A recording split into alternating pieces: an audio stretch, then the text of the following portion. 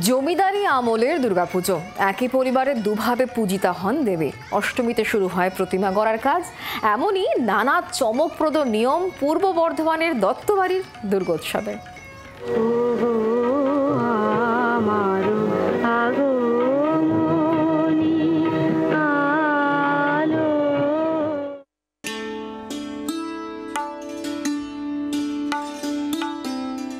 পূর্ব বর্ধমানের বড় গোপীনাথপুর গ্রামের পুরনো পুজোগুলোর অন্যতম দত্তবাড়ির দুর্গোৎসব।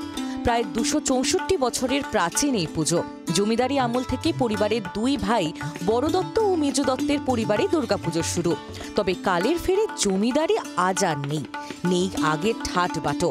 বড় দত্তবাড়িতে এখন পুজো হয় পুজো কমিটির সেবায়িতদের সহযোগিতায়। সবাই মিলে যে 33টা ফ্যামিলি আছে, এই 33টা ফ্যামিলি আমরা সপ্তমী থেকে দশমী পর্যন্ত আমরা সবাই মিলে একসঙ্গে খাই এবং দশমী দিন ঠাকুর বিসর্জনের পর আমাদের এখানে খিচুড়ি ভোগ হয়। সেটা আমাদের গ্রামের নিমন্ত্রণ সেই হিসেবে কাউকে করা হয় না, তবে যে আসে মায়ের ভোগ খেয়ে যায়। তবে অন্যান্য বনেদি বাড়ির পুজোর থেকে বেশ আলাদা এই বাড়ির পুজোর নিয়ম। এই বাড়ির মেজদত্ত পরিবারের প্রতিমা গড়ার কাজ শুরু হয় জন্মাষ্টমীর দিন থেকে। ওই দিনই প্রতিমার গায়ে প্রথম মাটির প্রলেপ দেওয়া হয়। অন্যদিকে বড় দত্ত পরিবারের মূর্তি তৈরির কাজ ইতিমধ্যেই শেষের দিকে। ডাকের সাজে সজ্জিত এই বাড়ির প্রতিমা। পুজোর 4 দিন অত্যন্ত নিয়ম নিষ্ঠা মেনে হয় দেবীর আরাধনা। পরিবারের সকলের জন্য থাকে একসঙ্গে খাওয়া দাওয়ার ব্যবস্থাও।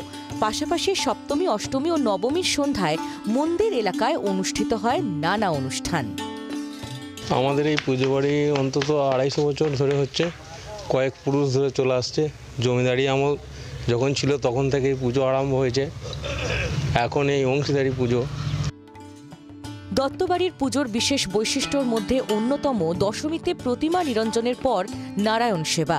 বলি প্রথার প্রচলন থাকলেও দেবীর নির্দেশে ওলাচিনি ও সন্দেশ বলি দেওয়া হয় এই বাড়িতে।